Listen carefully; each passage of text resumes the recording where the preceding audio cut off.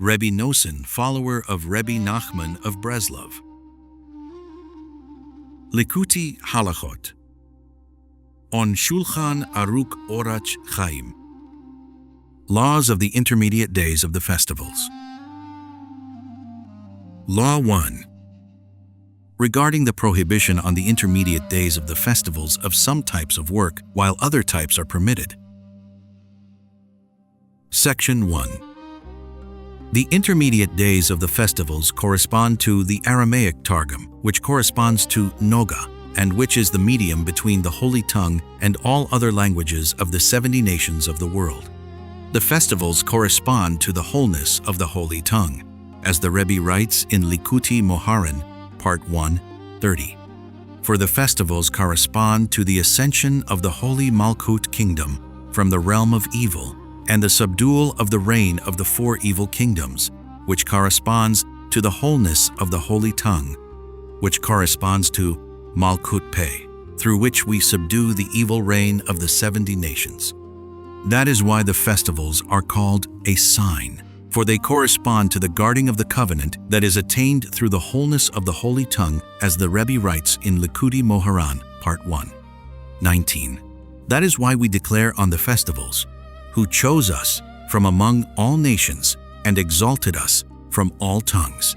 Kiddush on the festivals, as we have already written in the laws of the priestly blessings number 1. The intermediate days of the festivals come after a festival to complete the Holy Tongue, for the wholeness of the Holy Tongue comes through the Aramaic Targum.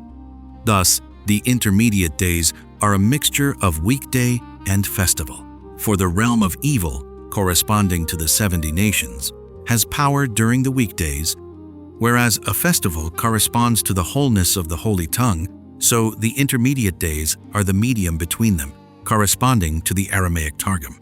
For this reason, some types of work are forbidden on these days, while other types are permitted, for these days are a mixture of weekday and festival. Section 2. That is why it was left to the sages to decide which types will be forbidden and which will be permitted, as stated in the halakhic literature. This corresponds to the oral Torah, which corresponds to the Targum, which corresponds to the tree of knowledge of good and evil, corresponding to the 6 orders of the Mishnah, which correspond to kosher and non-kosher, forbidden and permissible, as stated in the Holy Zohar, Part 3, 124b. So the laws of the intermediate days, which correspond to Targum, were given to the sages to decide, for these laws correspond to the oral Torah. In sum, all types of work that are vital, such as earning one's basic sustenance, preventing loss, or preparation for the coming festival, are permitted, and all other work is forbidden on the intermediate days. This is because the main battle, test, and purification of every single Jewish person is in the Targum, the Noga, which correspond to the intermediate days, and whoever is still in this category must minimize and refrain themselves from all types of work beyond the very basic necessities of life, which one must inevitably do in order to support oneself. This is the illusion of why our sages forbade all work on the intermediate days besides that which is absolutely necessary. On the festival itself, though, which corresponds to the wholeness of the Holy Tongue and the complete cessation of evil, which corresponds to the one who has already won the war and attained the guarding of the covenant, all work is forbidden, for when evil has been completely subdued, then all of the 39 creative acts, which come from the filth of the serpent, which embodies evil, cease. It all depends upon the guarding of the covenant, which corresponds to the 39 lights, in contrast to the 39 creative acts that come from the serpent.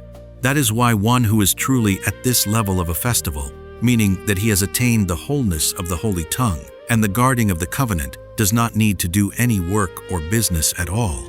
And regarding him, the verse says, "Foreigners will arise and shepherd your flocks," Isaiah 61:5. This is the meaning of what is stated in the Holy Zohar, that a festival corresponds to a Torah scholar, and the intermediate days correspond to his disciples and followers. The Torah scholar corresponds to a festival because he has already won the war and has attained the guarding of the covenant and the wholeness of the holy tongue, which corresponds to the festivals. The followers, though, correspond to the intermediate days, which correspond to the Targum, to Noga, for they are still waging their battles. That is why the intermediate days come between two festival days and are surrounded by holiness before and afterward. This corresponds to the parable that is written in the name of the Baal Shem Tov on the verse, "He will lead us," Alamot, Psalms 48:15. When a child, an Elem, is first learning to walk, we hold the child and then let it walk by itself. Similarly, a person is first elevated above their level and assisted in the service of God, but then they are tested by being allowed to walk by themselves. Section 3. This parable corresponds to the festivals and the intermediate days. First, a person is elevated to great holiness, which corresponds to the festival, and one is then indeed above one's normal level, but then one is allowed to fall in order to be tested, which corresponds to the intermediate days, which correspond to Noga, in which is the main battle. And when one wins the battle and withstands the test, this corresponds to the festival that comes after the intermediate days, for one has attained the holiness of the festival through having won the battle. That is why the intermediate days are called a sign, and one must not lay tefillin on these days, for they too correspond to the guarding of the covenant, since the main guarding of the covenant is dependent upon the Targum, which corresponds to the intermediate days. This is why our sages said, "Whoever disgraces the intermediate days and desecrates Abraham's covenant," Avot 3:11, for they are interdependent. Since one has disgraced the intermediate days, which correspond to the guarding of the covenant, to the wholeness of the holy tongue, one has certainly desecrated the covenant. Thus, our sages said, "Whoever disgraces the intermediate days and desecrates Abraham's covenant, for the guarding and wholeness of the holy tongue is dependent upon the intermediate days." This is followed by, "Whoever interprets an aspect of the Torah incorrectly, for by guarding the covenant we attain the 70 aspects of the Torah, which correspond to the 70 souls of Jacob's house, as the Rebbe writes in Likutey Moharan, Part 1, 36. But a blemish in the covenant is brought about by the 70 aspects of darkness. Therefore, through a blemish in the covenant, one interprets aspects of the Torah incorrectly, corresponding to the aspects of darkness. This is why the sages referred to the desecration of the intermediate days as disgracing, for this corresponds to a blemish in the covenant, which is the cause of all disgraces and scorns, since honor is mainly dependent upon the guarding of the covenant, as the Rebbe writes there. Law 2. All work is forbidden on the intermediate days of the festivals, except for that which will cause a loss if not done. This may allude to what the Rebbe writes in Likutey Moharan, Part 1, 6, about the need for one who wants to repent to be proficient in halacha, following the path, meaning proficient in progressing and proficient in retreating, corresponding to entering and leaving.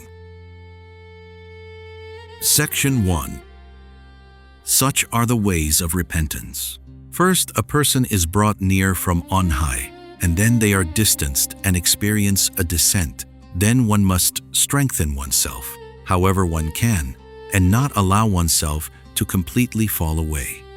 Then the descent is transformed into an ascent, and one is then able to ascend again to a holiness of an even higher level. This is alluded to in the law of the intermediate days. When one repents and sanctifies oneself, this corresponds to the holiness of the festivals, for the festivals correspond to repentance, as the Rebbe writes. Then, after a festival, comes the intermediate days, which correspond to between one holiness and another, between the holiness of the first day of the festival and that of the last day. This is an allusion to leaving. When one leaves and is distanced from holiness, which corresponds to a descent, then one must still sanctify oneself with the holiness of the festival, even though one has fallen from one's holiness into the category of weekday. This corresponds to the intermediate days, in that one must sanctify the weekday with the holiness of the festival, sanctifying it by refraining from work, which corresponds to the materiality of mundane affairs. For the 39 creative acts are the filth of the serpent, and one must sanctify oneself by refraining from them even when one has fallen from the holiness of the festival.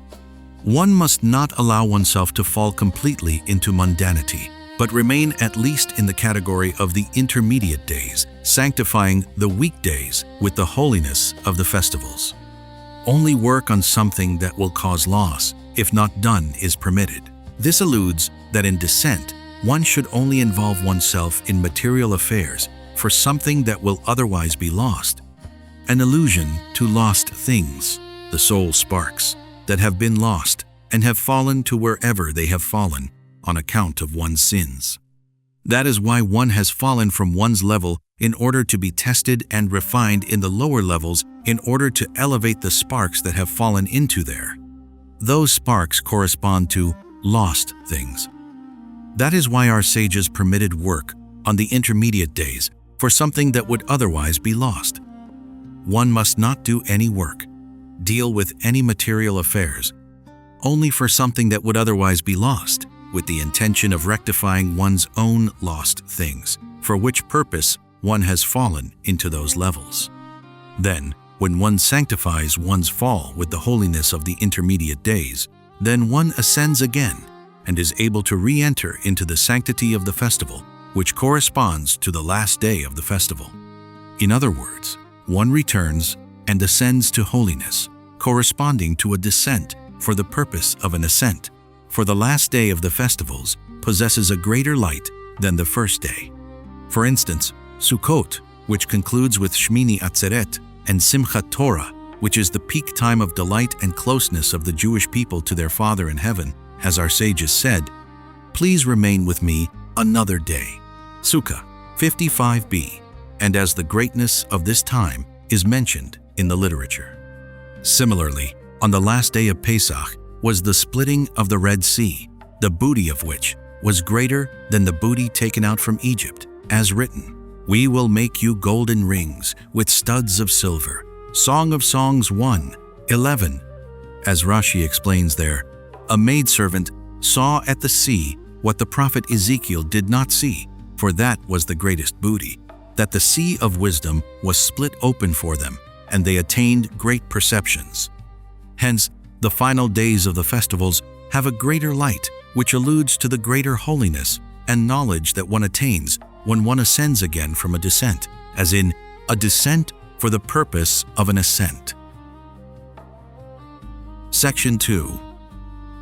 See the Kabbalistic intentions on the intermediate days, Gate of the Festivals, Chapter 5, where it is alluded that work on the intermediate days on something that would otherwise be lost alludes to the holy sparks that have been lost on account of our sins. May God have compassion on us so that we sanctify ourselves and extract them.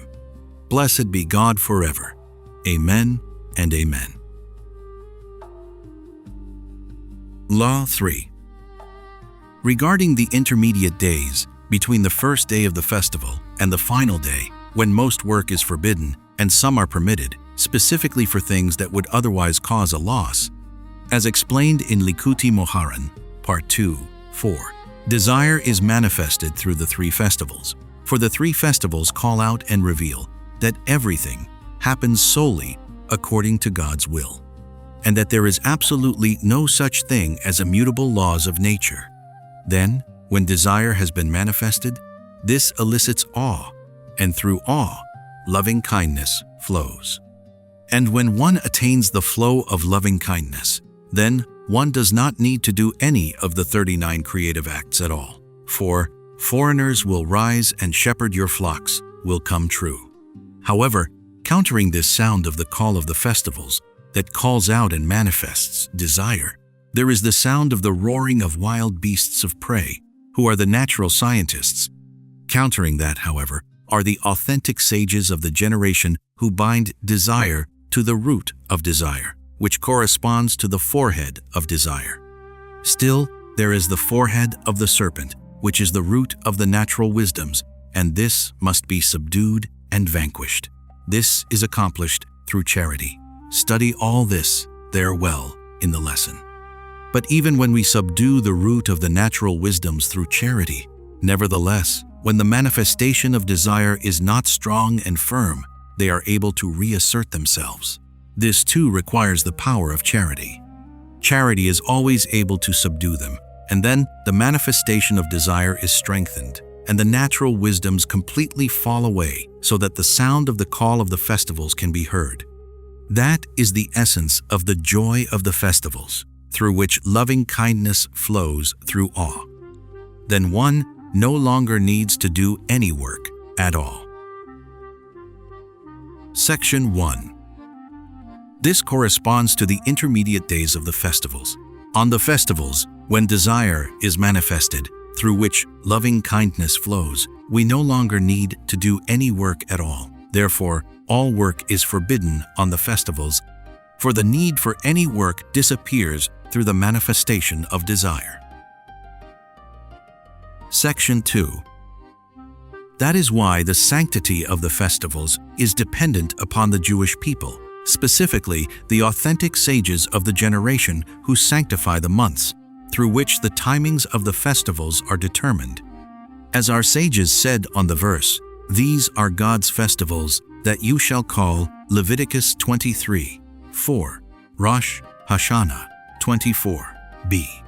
This is because the sanctity of the festivals, which is the manifestation of desire, is dependent upon the authentic sages of the generation who possess the power to bind desire to the root of desire, which corresponds to the forehead of desire, which is the source of the holiness of the festivals, which is the manifestation of desire. That is why the Torah speaks first of Shabbat before the festivals, including Shabbat in the section dealing with the festivals. As written, "These are God's festivals. 6 days shall you do work." Leviticus 23:2-3.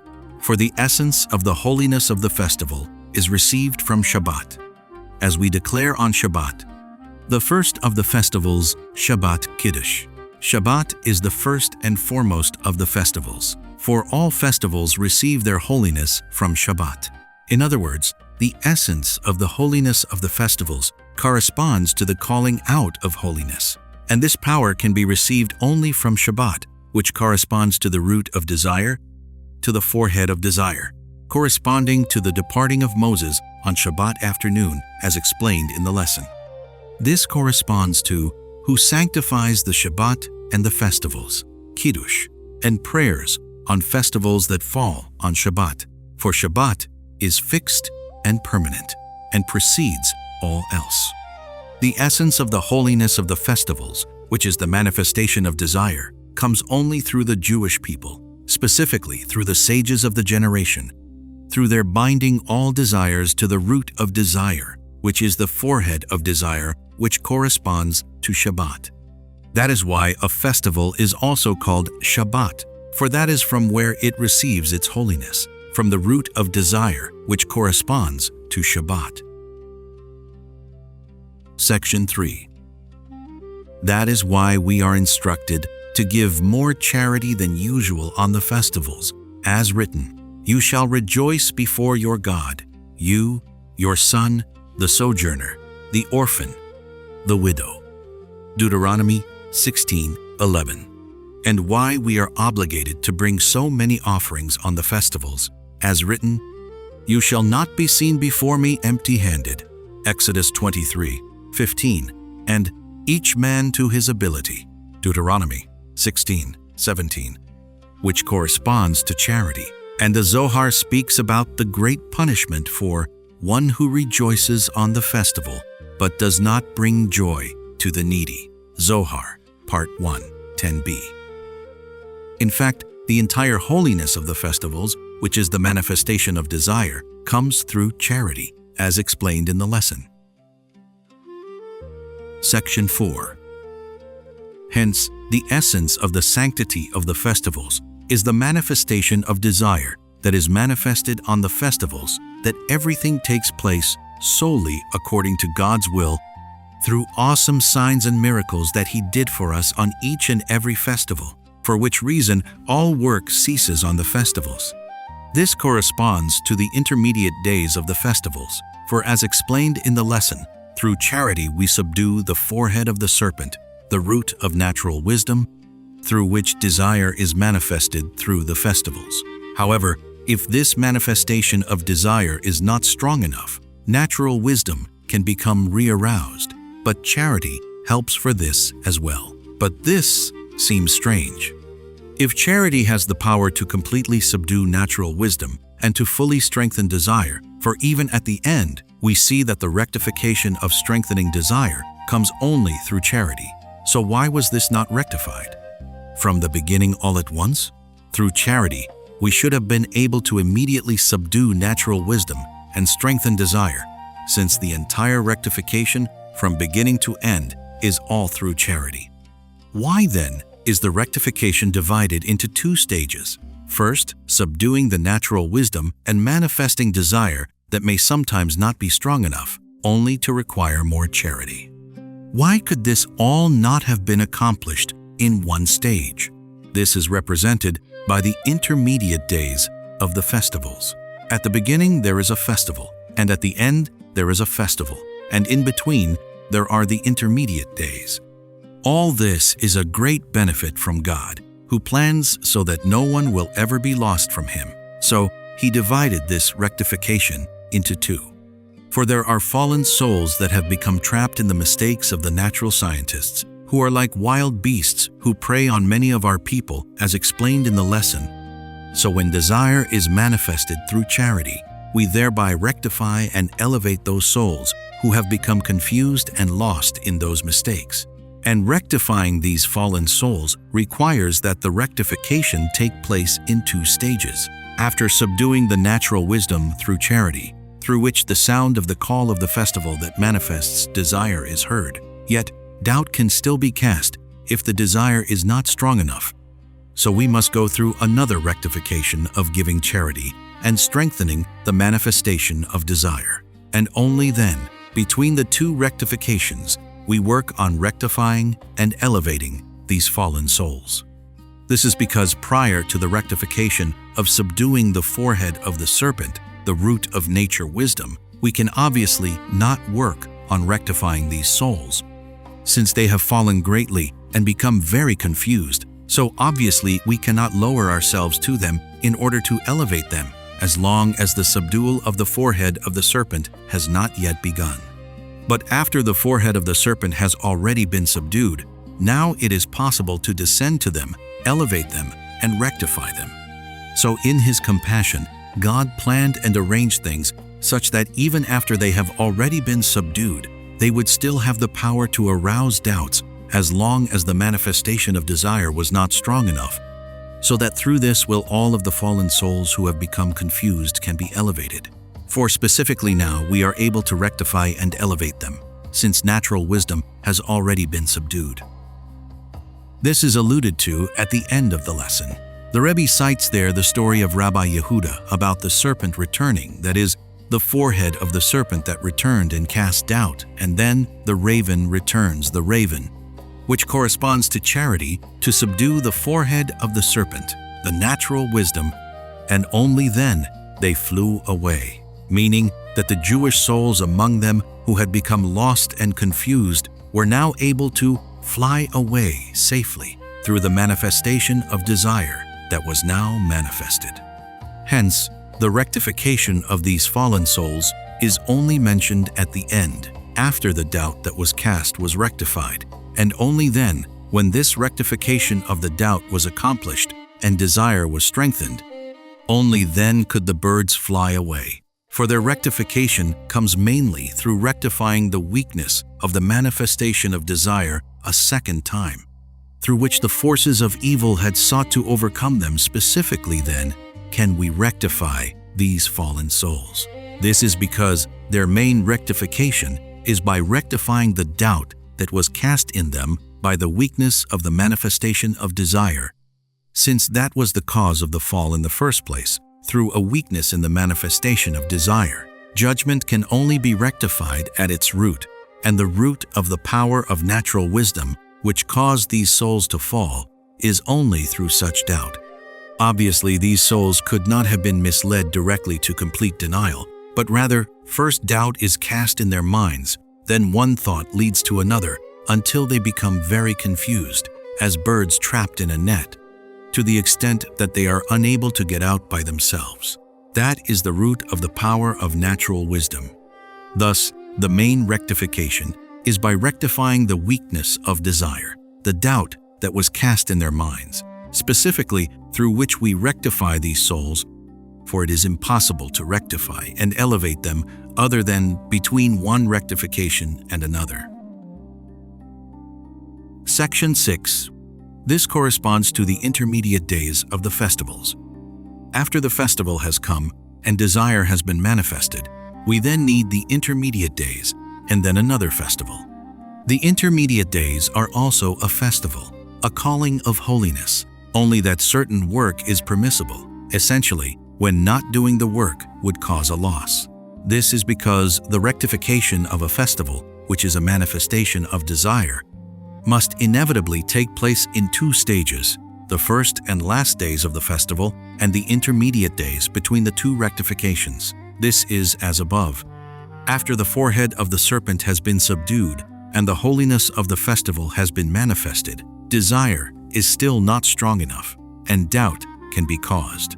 This corresponds to the intermediate days, when natural wisdom is not as strong as on a real weekday, when it is very powerful, which is subdued on Shabbat and the festivals. On the intermediate days, though, it is not so powerful, since the forehead of the serpent has already been subdued by the holiness of the first day of the festival.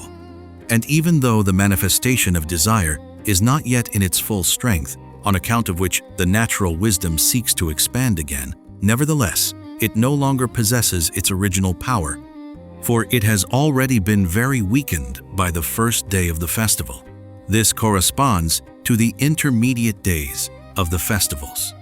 That is why on the intermediate days, some work is forbidden and other work is permitted, for the cessation of work is to the extent of the cessation of natural wisdom and the intensification of the manifestation of desire.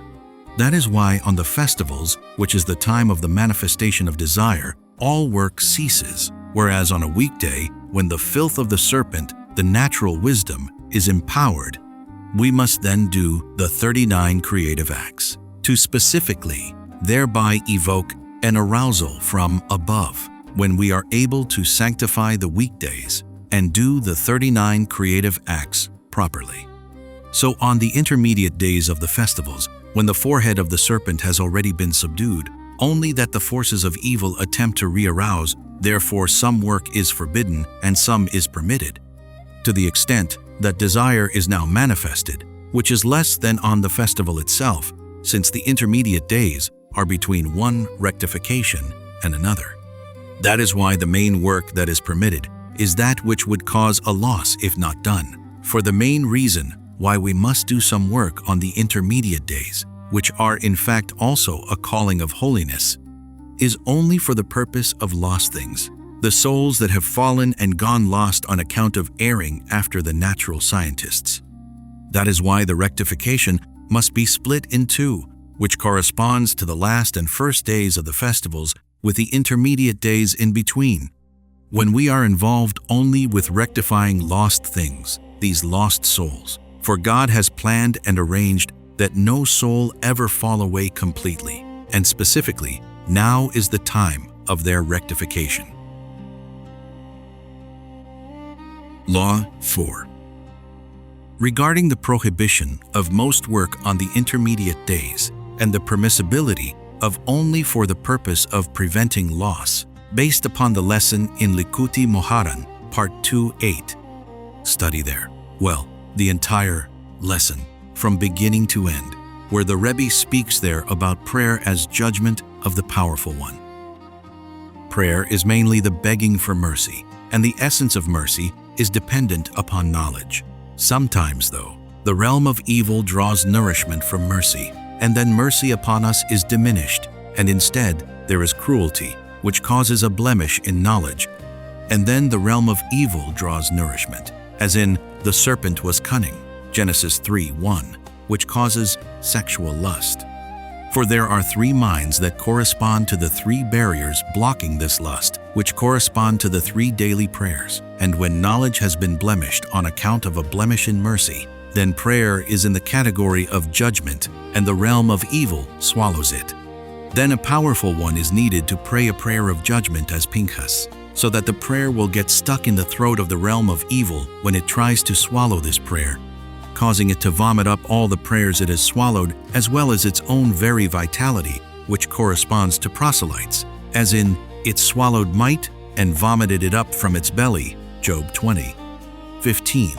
This is Vaiphalel, Psalms 106:30, and you shattered the sea with your might, there, 74:13. This corresponds to the splitting of the Red Sea and the battle with Amalek, on account of which Jethro heard and converted Exodus 18:1. This corresponds to thunder is clouds pouring water to one another, Brachot 59a, which corresponds to the manifestation of God's glory. Through this glory comes prophecy, through which is the imagination clarified, and faith in the creation of the world is attained. This corresponds to the definite article in the 6th day, Genesis 1:31, Shabbat 88a, which refers to the 6th day of Sivan, the day of Torah giving, for the essence of faith in the creation of the world was manifested at Torah giving, which represents all levels of prophecy. And through this will faith in the renewal of the world in the future come about, and this renewal will be as the land of Israel, that is, with providence and supernatural wonders. Through that will be aroused a new song of wonders, corresponding to the single, double, triple, and quadruple song, that numerically is 72, which is Chesed, which corresponds to the 72 strings upon which this song will be played in the future, as in, the world will be constructed with Hesed, Psalms 89:3. This corresponds to the voice of the proper rebuker, specifically through which it is possible to rebuke, for it arouses a good fragrance, as in, my spikenard gave forth its fragrance, Song of Songs 1:12. For from this voice grow all the pleasant fragrances in the Garden of Eden, since this voice waters the garden, as in, a river emerges from Eden to water the garden, Genesis 2:10. Study all this there well. Section 1. All of the festivals are a commemoration of the Exodus from Egypt, and the essence of the Exodus from Egypt came about through the prayer as judgment of the Powerful One, which corresponds to Vaiphalel, which corresponds to and is the acronym for Vi Hashlech Lifnei Pharaoh Yi Latanin. Cast it before Pharaoh, it will become a serpent. Exodus 7:9. Corresponding to you shattered the sea with your might, through which the exodus from Egypt and the splitting of the Red Sea came about, through which all of the festivals, which are commemorations for the exodus from Egypt, were sanctified. Thus, work is forbidden on all of the festivals, for all of the 39 creative acts are vulnerable to the filth of the serpent, as in, the serpent was cunning, on account of which was decreed. With the sweat of your brow will you eat bread, Genesis 3:1, which is the totality of all the toils, of all the things we do for earning a living. They are all included in the 39 creative acts. And the essence of the filth of the serpent, which corresponds to the serpent was cunning, which corresponds to the 39 creative acts, was caused by the above, by the realm of evil drawing nourishment from mercy and evoking mercy to itself, which corresponds to even jackals draw out a breast, suckle their babes. Lamentations 4:3, as explained in the lesson. In other words, the mercy of the realm of evil that befalls a human being is the toils and hassle of this world, the effort to work for a living, which corresponds to the 39 creative acts. The realm of evil and all the people who are bound to it seduce people by attributing it to mercy, as if they have great mercy on a person. They say, "Don't you understand? Don't you need to live and support yourself, your wife and children? You need to have mercy on yourself and on them, and seek some source of livelihood. Through this, they lead a person to cast off the yoke of Torah and accept the yoke of working, which is the totality of the 39 creative acts and the toils for sustenance. However, nothing will be gained by one's effort. Ecclesiastes 5:14. Hence, the main seduction of the realm of evil, to cast off the yoke of Torah and devote oneself to the toils of this world, which correspond to the 39 creative acts, comes through the perverted mercy of the realm of evil. This is done by its nourishing from holy mercy and transforming that authentic mercy into its own version of mercy, which is actually not mercy at all. For the greatest mercy is the authentic mercy, to bring a human being to their eternal goal, which cannot be had in this world at all. This world is a passing shadow, filled with sorrow, frustration, and pains, and no human being can ever possess this world. As written, all his days are frustration and pains. There, 2:23. And a person is born to toil, short of days, and filled with frustration. There, 14:1. As the great bitterness of this worldly affairs can be understood by any minimally intelligent person, especially the hassle of money and sustenance, we have written several penetrating essays about this.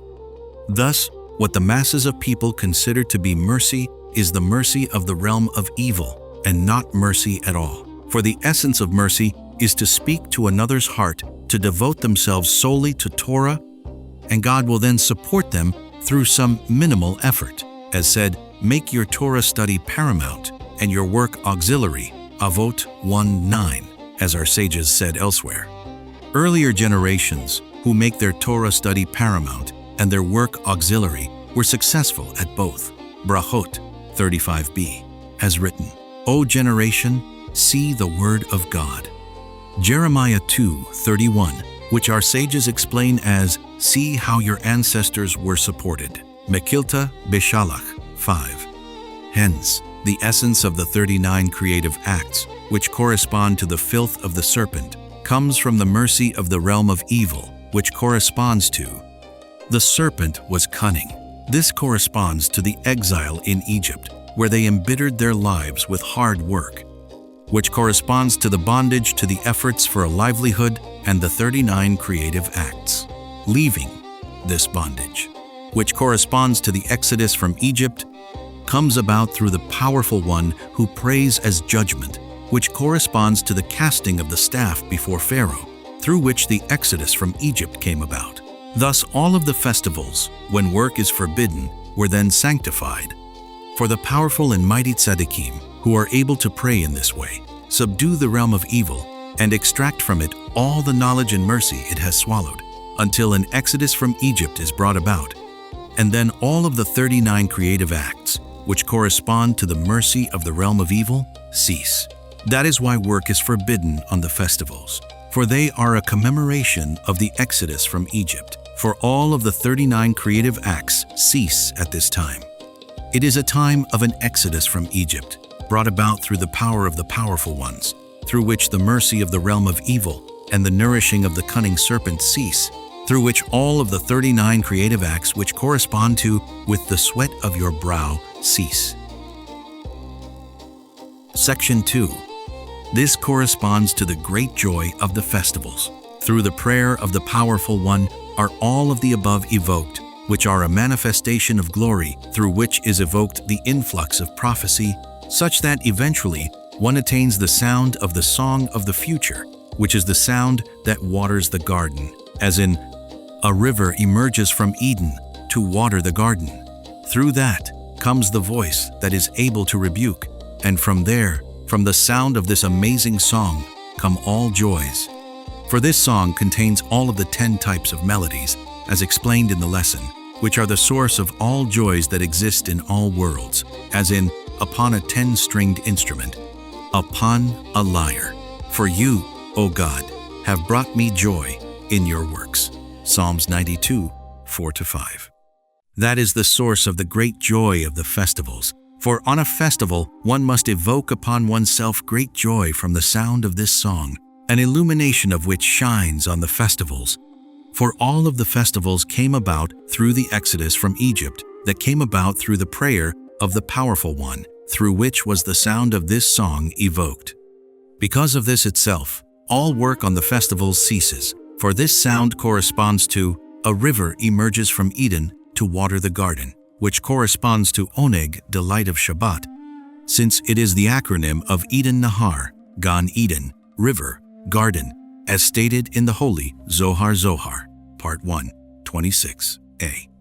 This is because then it will be a day that is entirely Shabbat, when all work will completely cease, only that since on the festivals we must evoke the sound of this song through the prayer of the powerful one. Therefore, there are some types of work that are permissible, specifically for basic food needs. On Shabbat, the river that emerges from Eden, which corresponds to the sound, does so on its own. For Shabbat is fixed and permanent and is the main time of mercy and knowledge, as explained in Likutey Moharan, Part 1, 149. For the filth of the serpent then dissolves on its own, through the very essence of the holiness of the day that is sanctified from the 6 days of creation. So there is a complete cessation from all types of work. On the festivals, though, which fall on weekdays, there are sortings out to be done that require some work, and the essence of the holiness of the festivals comes through the powerful one who wages a great battle with the realm of evil through prayer as judgment, until it vomits up all of the holiness it has previously swallowed until we attain. The sound of the song that corresponds to the river that emerges from Eden, which corresponds to the holiness of Shabbat, from where the Jewish people receive the power to sanctify the festivals. So, since the holiness of the festivals comes through battle, through the great power of the powerful tzaddikim, therefore there is a need for some work to be done, corresponding to an arousal from below. Because the essence of the sanctity of the festivals comes through an arousal from below, which is through the powerful tzaddikim. It is the Jewish people who sanctify the festivals, as our sages said. So the entire holiness of the festivals is dependent upon the tzaddikim, to whom the authority was given to make leap years and to set the times of the months upon which the festivals are dependent, as brought in Likutey Moharan, Part 1, 133. The entire holiness of the festivals comes through this prayer as judgment that is evoked by the powerful tzaddikim, and for this reason there is still some necessary work to be done that is permitted. That is why the permitted work on the festivals is for basic food needs, for the essence of this battle of the tzaddikim, through prayer to evoke the sound, is mainly for the purpose of rectifying food in order to intensify spiritual nourishment over bodily nourishment, as explained in the lesson. On Shabbat, this takes place on its own, through the very holiness of the day that is fixed and permanent. But on the festivals, we must evoke this through an arousal from below, through prayer as judgment. Thus, though all work ceases on the festivals, because the realm of evil has already been very subdued and has vomited up all of the holiness it has swallowed, such that the river that emerges from Eden, which is the sound of the song, has begun to shine. Nevertheless, when it comes to eating food on the festivals, we must make some arousal from below in order to intensify spiritual nourishment over bodily nourishment. That is why specifically basic food needs can be done on the festivals. For the preparation of the food, which is the completion of all the rectifications, requires some work, which is to intensify spiritual nourishment over bodily nourishment. That is why this is literally called the work of soul food. Tur and Shulchan Aruch Orach Chaim, number 495, as written. That which will be eaten by every soul, Exodus 12. 16, specifically, food of the soul, meaning that the food should be in the category of spiritual nourishment in order to subdue bodily nourishment, for which we still need to do some arousal from below. Section 3. This corresponds to the intermediate days of the festivals, because this task is such a great battle, as explained in the lesson requiring a very powerful one, who is able to pray like this, and thereby subdue the realm of evil, such that it vomits up all of the holiness it has swallowed. Therefore, at the exodus from Egypt, although Moses and Aaron, through their great power, had subdued the realm of evil, which was Pharaoh and Egypt, nevertheless, it immediately was re-aroused and sought to attack the Israelites, for that is the way of the realm of evil. Even after it has been greatly subdued, it nevertheless continuously returns re-aroused, for as known, it is impossible to completely subdue the realm of evil, for the world needs its existence. Thus, although Moses and Aaron had subdued it greatly at that time, such that the Israelites left Egypt through the prayer that caused the realm of evil to vomit up all of the holiness as well as its own very vitality, which is the proselytes, who correspond to the mixed multitude that converted at that time, nevertheless, it was still not completely vanquished, and some vitality still remained in it. That is why, as soon as the Israelites left Egypt, the Egyptians were aroused again and said, "What is this that we have done, that we have sent out the Israelites?" Exodus 14:5. So they went out to pursue them with a huge army. Now, the main power of the realm of evil to return and become re-aroused comes through the power of Amalek, which is the head and all-encompassing force of the realm of evil, as in, Amalek is the head of nations, Numbers 24:20, and is the essence of the filth of the serpent. End quote. That is why the informer in the verse, "It was told to the king of Egypt that the people had fled," Exodus 14:5, is explained by the Midrash on that verse as referring to Amalek Mekilta. For Amalek is the major force behind inciting and arousing Pharaoh to pursue the Israelites even after the Egyptians had just earlier been so subdued and forced to let them go. That is why indeed our sages cited the verse as referring to Pharaoh as a dog that returns to its own vomit. Proverbs 26:11 specifically returns to its own vomit. For Pharaoh was subdued, as in, he swallowed might and vomited it up, and now he returns to his own vomit and wants to swallow it again, after he has just been forced to vomit it all up.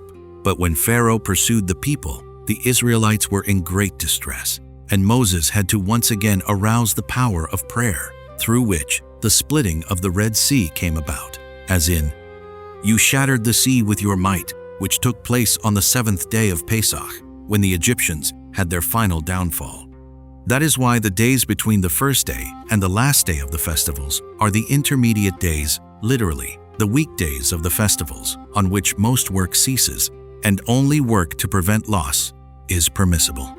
The realm of evil has already been very subdued through prayer as judgment, to the extent that the Israelites left Egypt and heard the sound of the song through which the first day of the festival was sanctified, as in, "The song will be for you as the night on which the festival was sanctified." Isaiah 30:29. For the essence of the sanctification of the holy festival came about through this song. But since the realm of evil sought to return and pursue them, such that they had to once again battle with the Egyptians through such prayer, therefore there is still some work on these days, specifically to prevent loss. This is because the essence of the power of Amalek surges over lost things, which are the souls that have fallen into the depths of the realm of evil, who are as lost, and regarding whom the verse says, "Those who are lost," there, 27:13. For Amalek constantly pursues the lost ones, as we find it pursuing the camp of Dan, which was the one at the very back, which gathered and returned all things that the other camps had left behind. As our sages said, so Amalek attacks the camp of Dan, for Amalek is after the lost ones. Thus, Pharaoh's entire pursuit and re-arousal after the Israelites came about through Amalek that pursues lost things through which they once again draw nourishment from the power of the vitality of holiness that is still in these lost souls. Since the realm of evil has already been very subdued and forced to vomit up all holiness, its power now is only through the lost ones that are still under its dominion. For even though it has already vomited up its very vitality, which is the proselytes, the lost ones remained inside it. and that is from where it now gets its power to return and become re-aroused. Now, we must once again battle with it through prayer as judgment, through which the splitting of the Red Sea comes about, as in, "You shattered the sea with your might." That is why work specifically to prevent loss is permitted on the intermediate days of the festivals. For to the extent that the realm of evil is still attached to these lost ones, and we must still battle with it, to that extent is work permissible. So on the intermediate days of the festivals, when the main battle is to retrieve the lost ones, therefore the work to be done is specifically to prevent loss. Section 4. This corresponds to the intermediate days of Sukkot, whereas there are no intermediate days on Shavuot. For on Shavuot the Torah was received, which is the greatest rectification. All 10 levels of prophecy were fully evoked at that time, through which the imagination is clarified, which is the essence of the rectification of faith, through which we attain the song, which is the ultimate rectification. Thus, the rectification of all worlds should have rightly taken place at that time. As our sages said, the filth of the Israelites who stood at Mount Sinai disappeared. Shabbat 146a. Also saying, "Do not read charut engraved on the tablets, but charut, freedom, freedom from the angel of death and from subjugation to the nations." Exodus Rabbah 41:7. So, because the spiritual filth of the Israelites disappeared at Torah giving, therefore there are no intermediate days, and it is only one day, as Shabbat, which corresponds to the complete rectification that is one day for God, as in the day that will be completely Shabbat. Zechariah 14:7. This is because Torah giving was in such a way that the realm of evil should not be able to arouse again, for the people's filth has disappeared.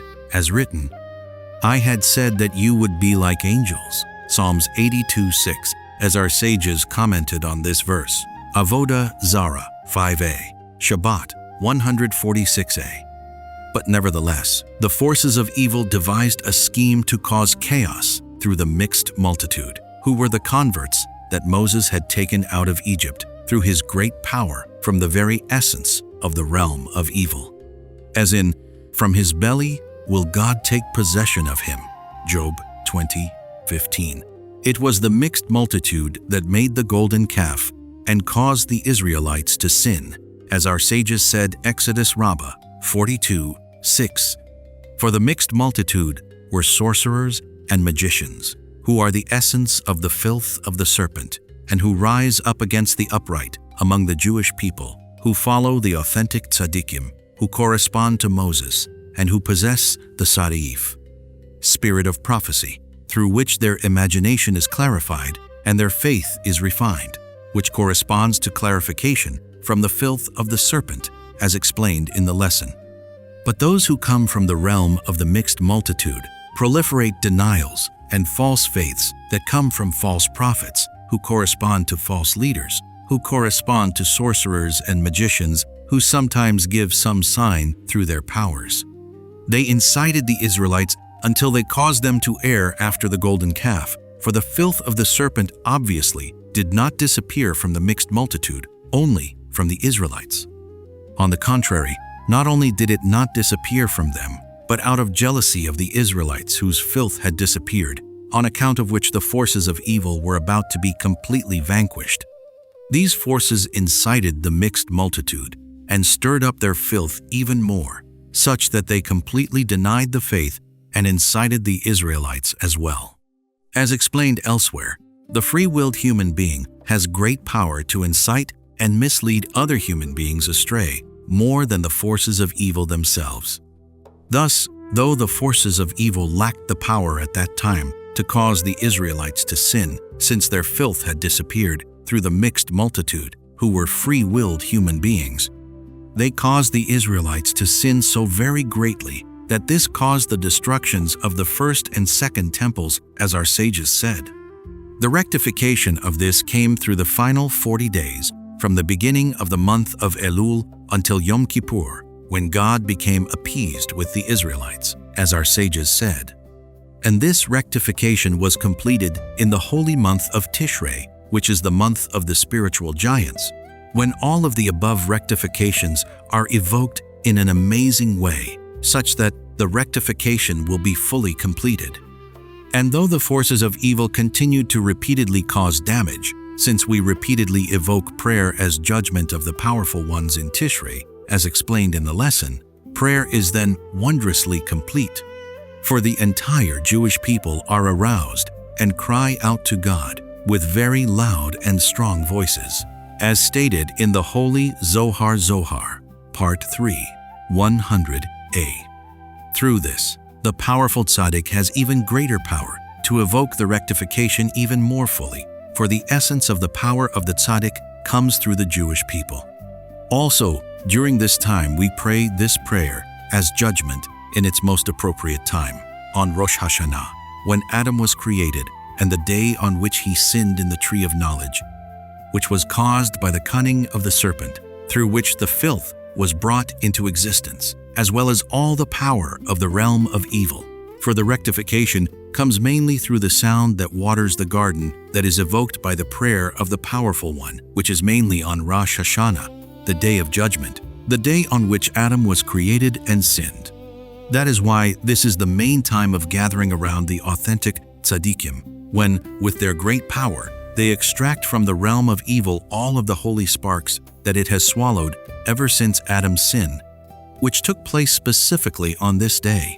And on this day, God began to rectify him, as in, I heard your voice in the garden, and I feared, Genesis 3:10, which corresponds to the sound. However, the completion of the rectification needs to be worked on in every single generation by the tzaddikim and their upright followers among the Jewish people, as explained in the Ari's Kabbalistic intentions of the need to devote ourselves to this rectification every single year, from Rosh Hashanah until Shmini Atzeret and Simchat Torah. That is why, on Rosh Hashanah, we mention the merit of our accepting the Torah, as in, you appeared, Musaf prayer, and blow the shofar, which corresponds to the sound of the shofar at Torah giving. For now, the tzaddikim evoke prayer as judgment in ever greater wholeness, and re-evoke all of the levels of prophecy, which corresponds to an even fuller Torah giving, through which is imagination clarified from the filth of the serpent, which is the clarification of faith from denials and false faiths. Then the sound of the melody begins to be evoked in wondrous wholeness, which corresponds to the 3 groups of 10 verses that we recite in the Rosh Hashanah prayers, all of which correspond to the 10 types of melody from which the melody is comprised. Section 5. This corresponds to the 10 days of repentance from Rosh Hashanah until Yom Kippur, which also correspond to the 10 levels of prophecy that are evoked from Rosh Hashanah until Yom Kippur, when the Torah was received, since it was the day on which the second tablets were given, through which the 10 types of melody are attained.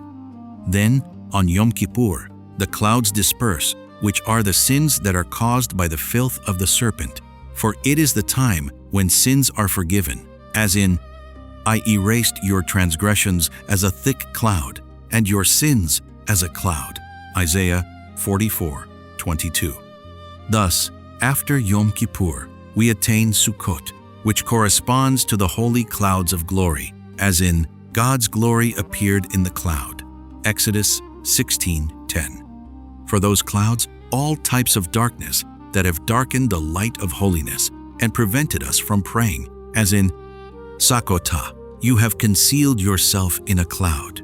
Lamentations 3:44, are transformed and become the Sukkah, which corresponds to the clouds of glory, as in, God's glory appeared in the cloud.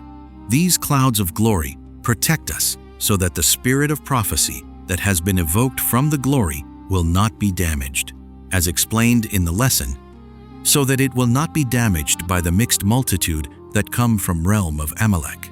The Sukkah, the clouds of glory, protect us, since the clouds of glory subdue the power of Amalek, as stated in Holy Zohar on the verse, the Canaanite, king of Arad, heard Numbers 21:1, which refers to Amalek, Numbers 19:20, whose power is only when the clouds of glory have departed. On Sukkot, though, the clouds of glory protect us from the power of Amalek, which is the essence of the filth of the serpent, corresponding to the mixed multitude.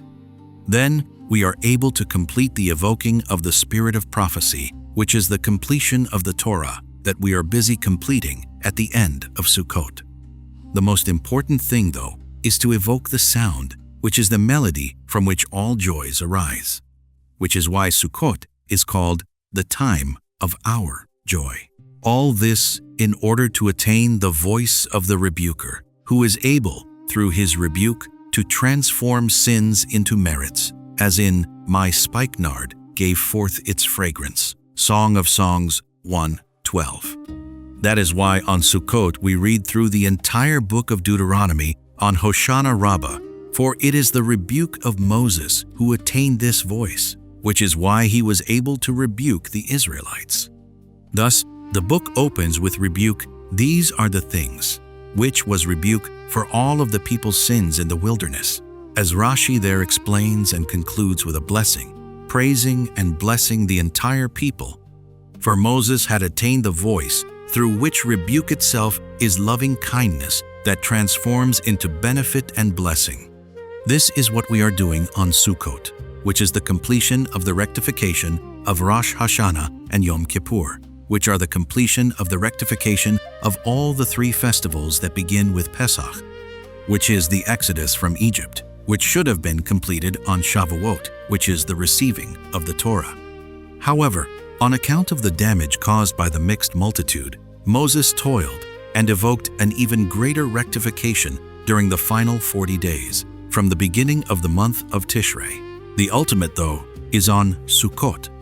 And the essence of the rectification is to evoke all of the above rectifications such that we attain the voice of the proper rebuker who is able to rebuke the Jewish people and arouse the pleasant fragrance through his rebuke. This is accomplished on Sukkot when we read the book of Deuteronomy. Section 6. But though the great tzaddik, through his great power of praying a prayer as judgment, extracts all the holiness that the realm of evil has swallowed, such that proselytes convert, nevertheless, these converts and penitents, whom he extracts from the realm of evil, certainly first need a great rectification after coming out of there. Obviously, whoever was between the teeth of the forces of evil needs much healing and rectification even after coming out, and this rectification is accomplished through the voice of rebuke, rebuking them in such a way that brings them back to good and rectifies them. This is why some of those who come close to the authentic tzaddikim fall back away. They're coming close from the outside, from the place in which they had been swallowed up was only through the great power of the tzaddik, whose prayers extracted them from the throat of the realm of evil, as in, if not that God had been with us, we would have been swallowed alive. Psalms 124, 2-3. As King David requested, let not the deep swallow me. There, 69:16. So when the tzaddik with his great power extracts them from having been swallowed by the realm of evil, of having been between its teeth, they obviously still need many, many rectifications and much spiritual healing. Thus, specifically, they need to turn their ears and hearts well to listen to the voice of rebuke of the authentic tzaddik who has attained this voice, and whoever does not turn their ear to his holy voice will fall away again, for the realm of evil is constantly waiting for a moment to swallow them again. That is why now, even though it is the completion of all the rectifications, nevertheless, it is impossible to evoke it all in one time, as in, you cannot wipe them out quickly. Deuteronomy 7:22. This is why there are the intermediate days of Sukkot between the first and last days. On the first day of Sukkot, we have already evoked all of the divine loving kindness that has been evoked through the gathering of the loving kindness through the clarification of faith that is accomplished by receiving the Torah. That is, the evoking of the spirit of prophecy that is evoked on Yom Kippur when we received the second tablets, as in, to declare your loving kindness in the morning, Psalms 92. 3. Through which the world is renewed, through which the sound of the melody, which is the source of all joy, is aroused. This is why Sukkot is called the time of our joy, when God instructed to take the holy 4 species, which correspond to the weapons of battle, to teach us that we possess the power of the staff of might, which corresponds to prayer as judgment of the powerful one, through which we attain victory in battle. But nevertheless, we still know that the rectification has yet to be fully completed, since it is impossible to do so all at once. Thus, there must inevitably be a pause after the first day, where there are the intermediate days, which are somewhat holy, but not as holy as the festival itself. During these days, we are busy rectifying the lost things, just as on Pesach, for the essence of the rectification comes through knowing that it is impossible to rectify everything at once. Since we must evoke the voice of rebuke to rebuke those who have emerged from the realm of evil yet are still not rectified. And obviously, in rebuking them, we must deal with them intensively, and many will again fall away, so we must repeatedly devote ourselves to the rectifications in wondrous ways. This corresponds to the intermediate days of Sukkot, during which work to prevent loss is permitted for these lost souls.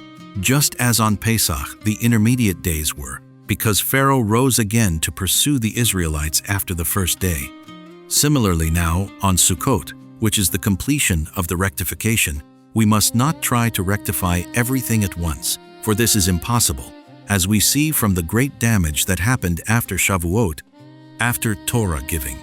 Thus, we must now evoke the rectification in wondrous ways, beginning on the first day and then pausing for the intermediate days for the lost things, until on Hoshana Rabbah we deal with the willow branches to rectify the Jewish sinners and read the book of Deuteronomy, which corresponds to the voice of rebuke. At this time, we also complete the entire book of Psalms, which contains all of the 10 types of melody, which correspond to the sound of melody. And then we celebrate Simchat Torah and complete reading the Torah, for now is the final completion of the rectification that is evoked through receiving the Torah, which corresponds to the spirit of prophecy, through which faith in the renewal of the world is manifested, which is the most important thing. That is why the joy is so great at this time, for all joy comes through this, and now this joy comes in amazing fullness, since we now complete reading the Torah through which the melody is evoked. So, upon completion, we immediately begin reading the Torah again from the beginning, thereby manifesting that even after all this, we still need to repeatedly begin again with our rectifications, for it is impossible to complete it in 1 year, as stated in the writings of the Ari, but every year we sort out and rectify a few sparks. And even those that we do rectify must be accomplished over the days from Rosh Hashanah until Shmini Atzeret in amazing ways, for it is impossible to do this all at once. And even then, we still need to do this every single year. So we immediately begin again reading the Torah from the beginning, showing that as soon as some rectification has been accomplished, we immediately begin it again, for that is the greatest rectification to always begin again, until, through the great power of the authentic tzaddikim, we will be able to complete all of the rectifications in full wholeness. And a Redeemer will come to Zion swiftly in our days. Amen. Section 7. This corresponds to Chanukah and Purim. Chanukah and Purim are in the same category of being very holy days that fall literally during the weekdays on which all work is permitted, and yet they are sanctified with such awesome commandments, such as the kindling of the Chanukah candles, and the reciting of Hallel on Chanukah, and the reading of the book of Esther on Purim. This is their amazing novelty, and through that are we able to endure this long and bitter exile of the Jewish people as a whole, which continues on for so long, and of the exile of the soul, which is so bitter and very overwhelming for each and every single individual, as each one knows in their soul, such that the power to endure falters. Many have become mired as a result, if not that God had first provided us with such holy remedies, for our mortal wounds, specifically the Torah and the commandments, especially during the holy days and times, which are Shabbat and the festivals. But in his compassion he added, after the destruction of the first temple, 2 holy festivals, Hanukkah and Purim, and in every generation sends us such awesome tzaddikim who with their great power and awesome perceptions shine into us and evoke upon us all of these holy remedies to sustain as of this day. For the essence of the filth of the serpent, which is caused by sins and blemishes, is most attached to the 39 creative acts, which are the totality of everything we do for a living, which is the source of all lusts that embitter human life, which is caused by the mercy of the realm of evil, as in the serpent was cunning. This corresponds to the exile in Egypt, which is the exile in the realm of evil that traps Jewish souls in this bitter exile of lust for money and the hassle of earning a livelihood, which corresponds to they embittered their lives with hard work, with clay and bricks and all work in the field. Exodus 1:14. All this befalls those who have sunk into the lust for money and have wearied themselves in all types of toil, embittering their lives with all types of bitterness in pursuit of possessing the world, forgetting God, from whom comes all sustenance. Only a minimal amount of effort is actually needed for a livelihood. As our sages said, minimize work and study Torah. Avot 4:10, and not to waste and embitter one's entire life over it, keeping nothing for all of one's effort. Indeed, sustenance comes ultimately through trust alone, only that some minimal work is required, as our sages said. Perhaps one should just sit idly? No, the verse says, He will bless you for everything you do. Deuteronomy 15:18. Sifri.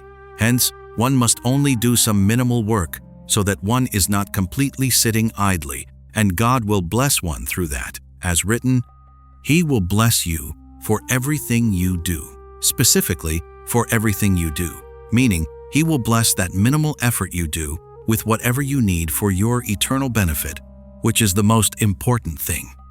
And even that minimal effort is only for someone who does not want to devote themselves completely to Torah study, but whoever's soul yearns for Torah and desires only Torah study and to not do any work at all. Certainly how fortunate is he, and God will help him so that his work and livelihood will be provided by others.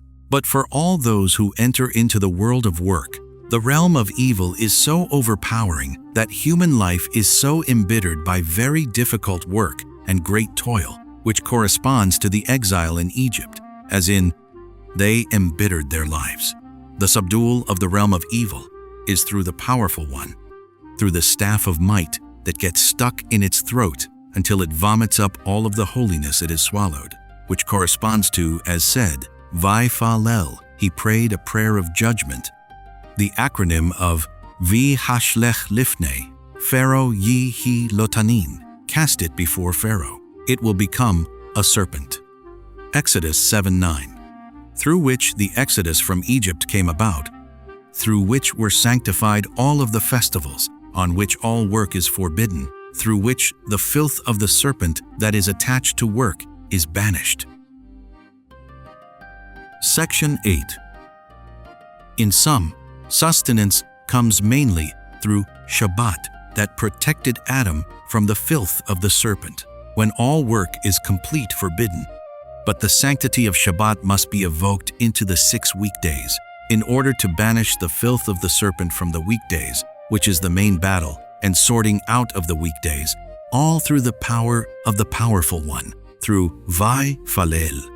Through that, the Israelites were taken out of Egypt, and all of the festivals were thereby sanctified, such that even some weekdays became festivals on which work is forbidden as on Shabbat.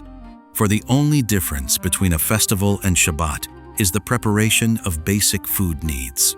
Through this, and through the great power of Moses, we have the power to evoke the sanctity of Shabbat into the weekdays. However, due to our great materiality, our weekdays are still very distant, even from the sanctity of a festival, which is why God gave us the holy intermediate days that are somewhat holy, yet some work is permitted, through which we are able to sort out the lost things. But still, even the intermediate days are essentially festival days and are forbidden in most types of work, as well as being days on which many sacrifices were brought in the temple. So these days are still very distant from actual weekdays.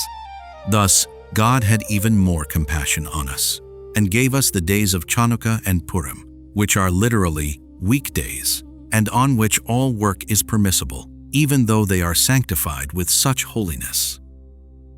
Through this, we have the power to banish the filth of the serpent even during actual weekdays, for the ultimate rectification is when we are able to evoke the truth into people who are involved in business dealings and work, such that even they, in the midst of their work, will not forget God and will always have faith that their sustenance is only from God, solely through His providence, such that they will sanctify their dealings and work, doing them with great faith and remembering God at all times, setting aside fixed times for Torah study and giving a lot of charity. Through that is the filth of the serpent subdued and banished from the 39 creative acts, and we are able to evoke the sanctity of Shabbat into the weekdays through the great power of the tzaddikim, who are able to pray a prayer as judgment, through which all of the festivals and intermediate days are sanctified.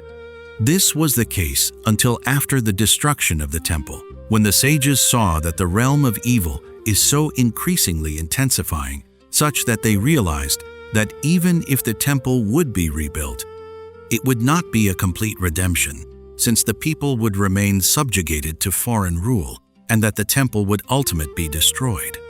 So in their amazing ways, they added another 2 holy festivals during the weekday Chanukah and Purim, on which all work is permitted, and yet they are so holy.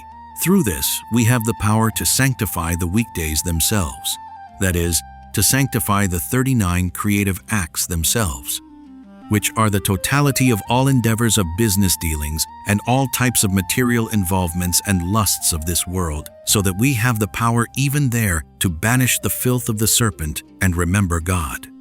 That is how we are able to endure this lengthy exile, and all through the great power of the powerful tzaddikim. And the more that the realm of evil intensifies, the more that the tzaddikim intensify their efforts and pray a powerful prayer of judgment until they evoke holiness into all the literally distant ones in all the very distant places. We see this from the kindling of the Hanukkah candles below 10 handbreadths Shabbat 21b, down to which the divine presence had never before descended, as our sages said, Sukkah 5a.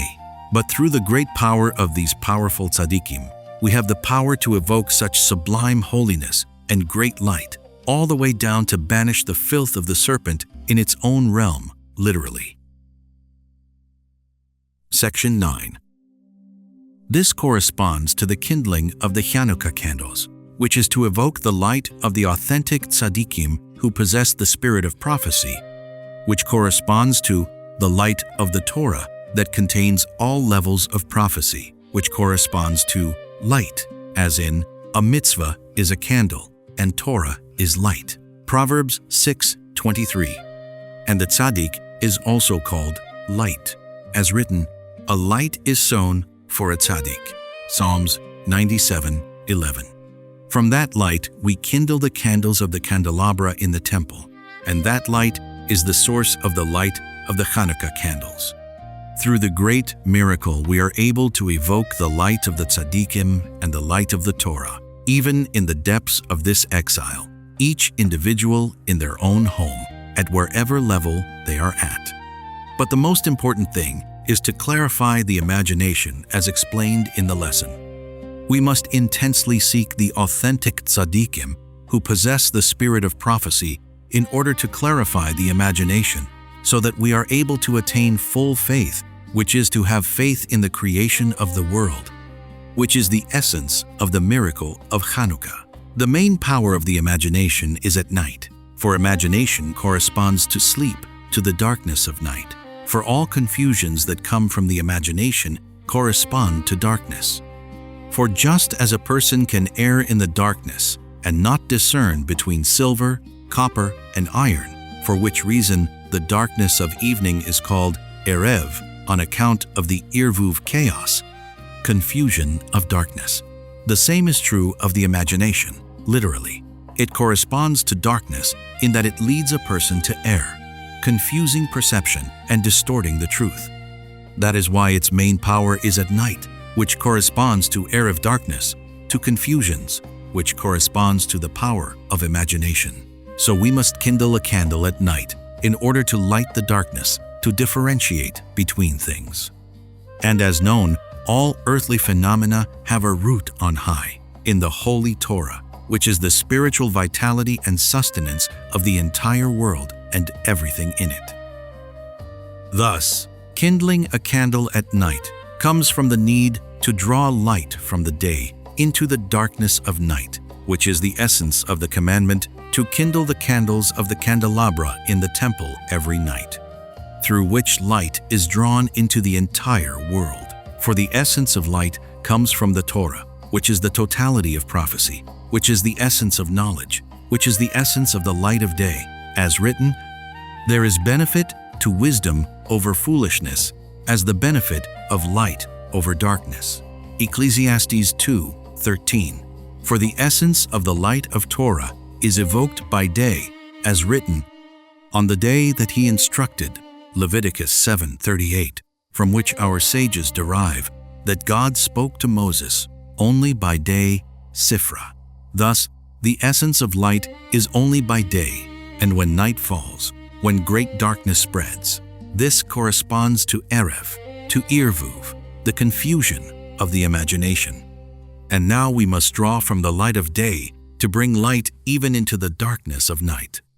This corresponds to the kindling of a candle at night through the illumination of the Torah of day. In other words, to clarify the imagination that corresponds to the darkness of night through the Torah, which corresponds to the light of day, and which corresponds to the totality of prophecy, through which the imagination is clarified. All this in order to attain full faith, which must be nurtured at night, as in your faith at night. Psalms 92:3. This is the essence of the Chanukah candles. The wicked kingdom of Greece rose up against the Jewish people to cause them to forget the Torah. For the kingdom of Greece is epitomized by the sages of Greece, from whom all denials and heresies in the world arose and spread, as the philosophies of Aristotle, who denied creation, are known. On account of this, all the Greek kings initiated fights with the Jewish people because they followed Aristotle's beliefs. So, they attacked the Jewish people and wanted to cause them to forget the Torah, because the Torah, which explicitly declares, "In the beginning God created heaven and earth," counters their belief and subdues them. Thus, when the house of the Hasmoneans overpowered the Greeks, the miracle came about specifically through the candles of the candelabra, on account of which the sages instituted for every individual to kindle the Hanukkah candle in their house. For the main subdual of the evil kingdom of Greece is through the prayer as judgment of the powerful one. The Hasmoneans Matityahu and his sons were great tzaddikim and very powerful ones, who cried out strongly to God and surrendered their lives to sanctify God's name, endangering their lives in battle with the uncircumcised and defiled Greeks for the sanctity of God's name, in order to save the Jewish people, all of which corresponds to prayer as judgment of the powerful one, as explained in the laws of idolaters. Through this prayer as judgment, we attain all of the attainments explained in the lesson, until we attain prophecy, which corresponds to the clarification of imagination, through which we attain full faith, which is faith in the creation of the world, which is the most important thing. This corresponds to the kindling of the Hanukkah candle, for through the great power of these tzaddikim, they evoked such a great rectification, such that every individual would henceforth be able to shine in their houses an illumination of the authentic tzaddikim, which is an illumination of the Torah, which corresponds to prophecy, to the clarification of imagination in its own place, which is at night, to know, even in the depth of the darkness of this bitter exile, the truth of the holy faith, of the Eternal One who created the world from absolute nothingness, which is faith in the creation of the world, which is the most important thing.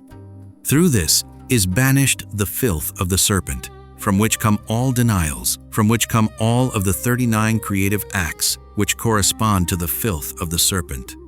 For we must evoke the holiness of the holy faith, which is the holiness of the holy Torah, the holiness of Shabbat, into the weekdays themselves, sanctifying even the weekdays themselves with the sanctity of Shabbat, in order to banish the filth of the serpent, even during the weekdays, when materiality and the darkness of the exile is most intense, both bodily and spiritually. Section 10. The kindling of the candle of holiness, which corresponds to the Chanukah candle, to the candles of the candelabra, which is to evoke an illumination of the light of day into the darkness of night, in order to clarify. Imagination in its own realm corresponds to the evoking of the holiness of Shabbat into the weekdays, which is the most important work of the human being in this world. In general, this world and the world of the future correspond to the 6 weekdays and the day of Shabbat, which is why this entire world is called the eve of Shabbat, as our sages said. Whoever has toiled on the eve of Shabbat will have to eat on Shabbat Avodah Zarah 3a, for the world of the future is entirely Shabbat. And this entire world, in comparison, corresponds to the 6 weekdays, and the main reason for the human being having to descend into this world is so that he sanctify it with the sanctity of the world of the future, which corresponds to evoking the holiness of Shabbat into the weekdays. But how is it possible to evoke the sanctity of the world of the future into this material world? That is why God had compassion on us and gave us the day of Shabbat, which contains the entire Torah. And the Torah itself was given on Shabbat, through which we are able to evoke the sanctity of the world of the future into this world, for Shabbat is a foretaste of the world of the future. But the sanctity of Shabbat must be evoked into the 6 weekdays, which is accomplished through prayer as judgment, through which all of the festivals and intermediate days were sanctified, and ultimately we were privileged with Hanukkah and Purim as well, through which we have the power to evoke the holiness of Shabbat even into the weekdays themselves. All this corresponds to the kindling of the candle of holiness, which is to evoke the light of day even into the intense darkness of the night, which is to evoke the light of knowledge of the Holy Torah and to clarify the imagination so that we attain the holy faith. It is all one, day and night, which correspond to light and darkness, to authentic knowledge and foolishness, and the confusion of the imagination correspond to Shabbat and the weekdays. For the essence of the Torah, which is the essence of the light of knowledge, is Shabbat. The weekdays, though, correspond to foolishness compared to Shabbat, for they are days on which rule mundane affairs, which correspond to foolishness, as in, the people Shatu wandered around and gathered the manna, Numbers 11:8, with Shatu foolishness, Zohar, Part 2, 63a. But we must evoke the holiness of Shabbat into the weekday, which corresponds to evoking the light of day, into the darkness of night, which corresponds to kindling a candle. This is why the very first kindling of candlelight was on the night after Shabbat. As our sages said, Adam took 2 stones and rubbed them together until light came out. Genesis Rabbah 12:6. For the light of fire, which is the light of a candle, is to evoke the holiness of Shabbat into the weekdays. During the 7 days of creation, the light of the 7 days shined, and through it Adam was able to see from one end of the world to the other, which is the essence of the light of Shabbat, which corresponds to the world of the future. On account of Adam's sin, though, this light was hidden away after Shabbat, at which time God granted Adam the knowledge of how to evoke the light from Shabbat corresponding to the light of day, to the light of the world of the future, into this world which corresponds to night, to the weekdays, to sanctify even the weekdays with the holiness of Shabbat, to enlighten the darkness of night with an illumination of the Holy Torah, to clarify the holy faith and have faith in the creation of the world, to banish the filth of the serpent even in the midst of the weekdays. First, this corresponds to the kindling of the great light of a candle of holiness, which corresponds to the kindling of the candles of the holy candelabra in the temple. And today we are able to evoke this holy illumination all the way down and illuminate in the depths of the darkness of the exile of the Jewish people as a whole, and of each and every single one of them, shining even there an illumination of the authentic tzaddikim, which is an illumination of the Holy Torah, to clarify imagination, through which is holy faith attained in its wholeness. All this corresponds to the kindling of the Hanukkah candles to subdue the denials of the evil kingdom of Greece through the great miracle of Hanukkah that we publicly announce through this holy kindling. Section 11. And the reason why we kindle the Hanukkah candles for 8 days is because we must kindle and shine the light of the tzaddik and the Holy Torah, so that the light of the 7 days that is contained in Shabbat will shine upon us, so that the holiness will literally be evoked upon the weekdays. This corresponds to the 8th day, for the first day after the Shabbat of creation was the 8th day after creation, since God created everything during the 6 days of creation and rested on Shabbat, when all of the 6 days merged into Shabbat, which corresponds to the evoking of the holiness of Shabbat into the preceding weekdays, such that they all merge into Shabbat. But after that first Shabbat, and the hiding of the initial light on account of Adam's sin, we again need to evoke the holiness of Shabbat upon all of the coming weekdays, so that they will be cleansed of the filth of the serpent from a blemish in faith. That is the mystery of reciting the Havdalah after Shabbat, to evoke the holiness of Shabbat into the weekdays, in order to separate and clarify the good from the evil, the holy from the mundane. That is why at this time the first firelight was created, and why at this time we recite a blessing and the Havdalah over such light, for this firelight was created at this time, after the first Shabbat. This is the essence of evoking the holiness of Shabbat into the weekdays, corresponding to evoking the light of day, the knowledge of the Holy Torah, into the darkness of night, which corresponds to clarifying imagination, upon which the holy faith is dependent. Hence, evoking the holiness of Shabbat into the weekdays corresponds to the 8th day, which is the first day after the Shabbat of creation, which is the 8th day after creation, when firelight, with which we kindle the holy candle of Hanukkah, was created. This is why the distinction of the 8th day regarding various other laws, such as, on the 8th day shall the flesh of his foreskin be circumcised, Leviticus 12:3, and from the 8th day onward will it be acceptable as an offering there, 22:27, which is so that a Shabbat will transpire. This is because it is impossible to subdue evil, which is the foreskin, from the human being, until 7 days have transpired, corresponding to the 7 days of creation, which are all contained in Shabbat. And then the 8th day corresponds to evoking the holiness of the 7 days of creation, which corresponds to the holiness of Shabbat, into the weekdays that begin with the 8th day after creation. Thus, specifically then, we circumcise the flesh of the foreskin, subduing and separating the evil, which is the foreskin, in order to evoke holiness upon the circumcised child. For the essence of holiness is to evoke the holiness of the world of the future, which is the holiness of Shabbat, into this world, which corresponds to the weekdays, and this is accomplished specifically on the 8th day. The same is true regarding sacrificial offerings. It is impossible to prepare an animal for a sacrifice corresponding to the clarification of imagination until the 8th day, as with circumcision. For the 8th day of circumcision and the 8th day on which an animal becomes fit for an offering are one and the same, as can be understood from our sages' teachings. Section 12. This is why the festival is called Hanukkah, corresponding to the dedication of the temple. The ultimate completion of all the above rectifications is attained in the temple, for the entire exodus from Egypt, which came about through prayer as judgment, through which proselytes convert and God's glory is manifested, through which all of the above rectifications come about, was all so that we become able to enter the land of Israel and construct the temple, where all of these rectifications are completed.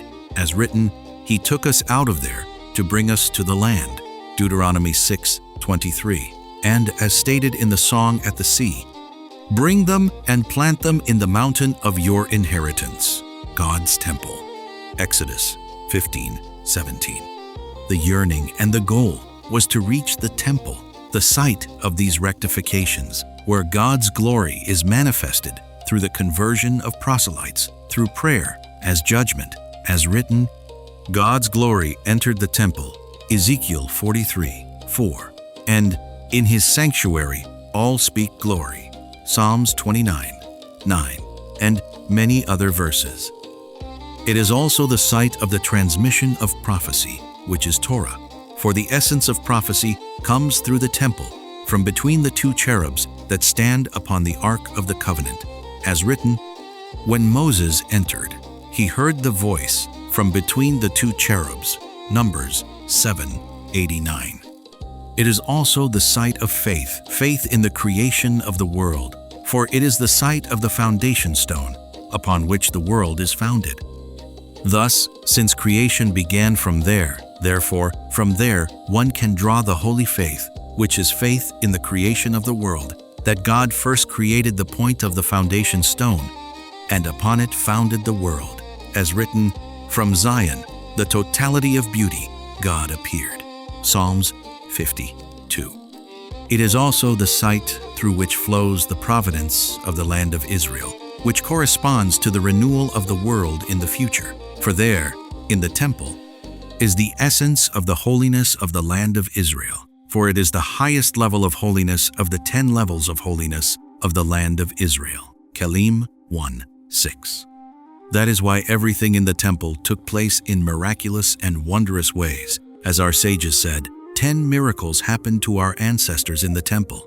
Avot 5:5. For the providence of the future, which is through supernatural miracles, comes through the temple. Thus, all of the songs and praises sung by the Levites during the sacrificial services all come from the song that will be aroused in the future, through which are nurtured all the pleasant fragrances that correspond to awe of God, which corresponds to the temple, which is called Mount Moriah, 2 Chronicles 3, one after the pleasant fragrance of myrrh. The Temple Mount is also related to awe of God, as written, how awesome is this place. Genesis 28:17, on account of which it is called Jerusalem, compete awe, for all the pleasant fragrances and awes grow there through all of the above rectifications, for the river that emerges from Eden comes through it to water the garden, as in, a spring will flow forth from God's temple, Joel 4:18. Hence, the ultimate rectification takes place in the temple, which is why Moses hoped to reach it immediately, as written, bring them and plant them in the mountain of your inheritance. However, on account of our many sins, the people were led to a very great sin immediately after receiving the Torah, such that Moses had to toil with very great self-surrender, praying for them profusely until God was appeased during the final 40 days on the mountain and said, I forgive, Numbers 14:20.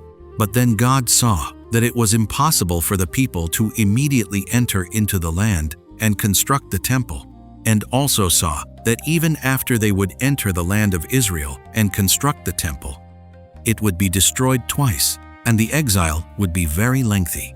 So God had compassion on us and sent us healing before the wound, and instructed us to construct the sanctuary, which contained all of the holiness of the temple. This was an amazing kindness, teaching Moses how to evoke such a wondrous rectification, such that it would be possible to evoke the sanctity of the temple even while they traveled through the wilderness. With this, a rectification was evoked for all generations, such that even after the temple would be destroyed due to our sins, we would still have the power to evoke the holiness of the temple through synagogues and study halls that we construct during the exile.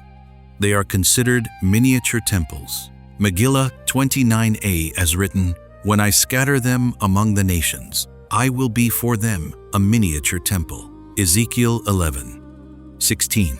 And this power to evoke the holiness of the temple upon the synagogues and study halls that we construct outside the land of Israel during the exile comes through the holiness of the sanctuary, the rectification, that deed Moses achieved by evoking the entire holiness of the temple into the wilderness, through which we have the power even today to evoke the holiness of the temple after the destruction through the synagogues and the study halls.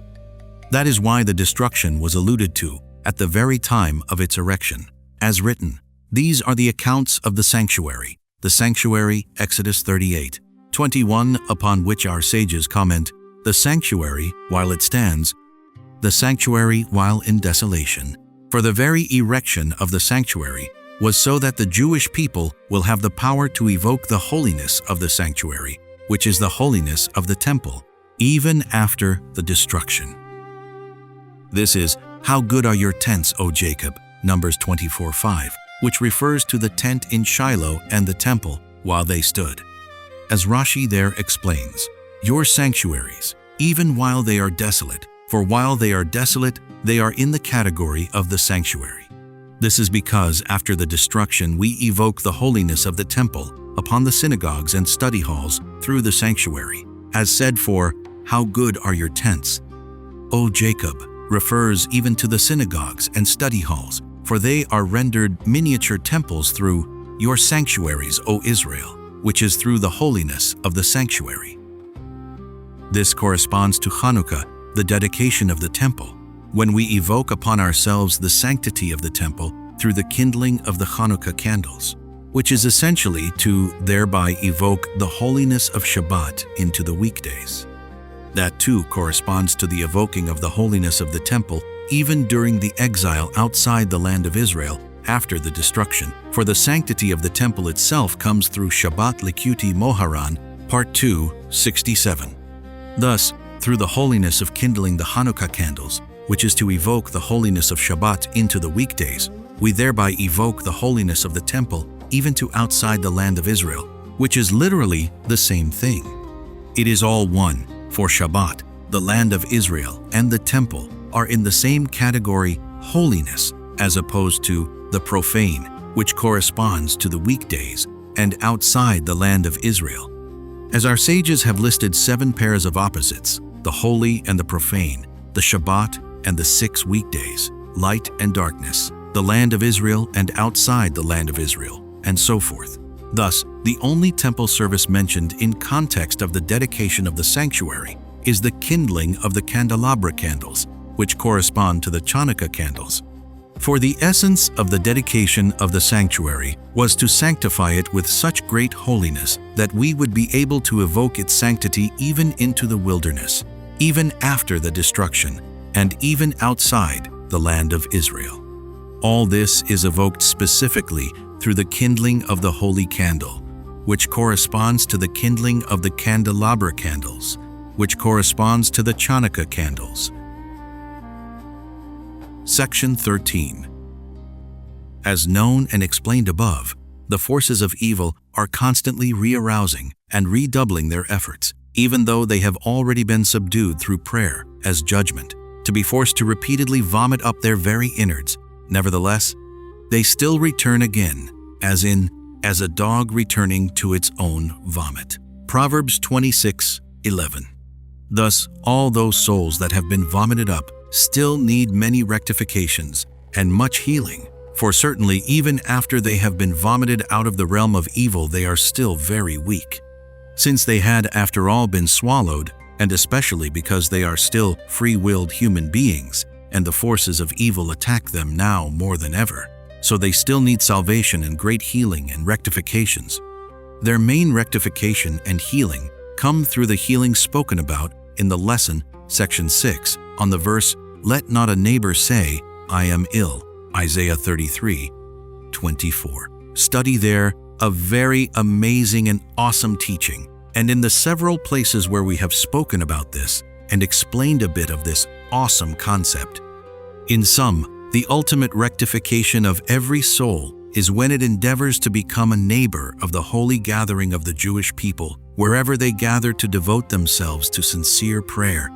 For through the addition of another neighbor into the holy community of the Jewish people are very great and wondrous delights caused on high, for the Jewish houses are thus increased exponentially, which is the ultimate healing for the soul, both materially and spiritually, as explained there.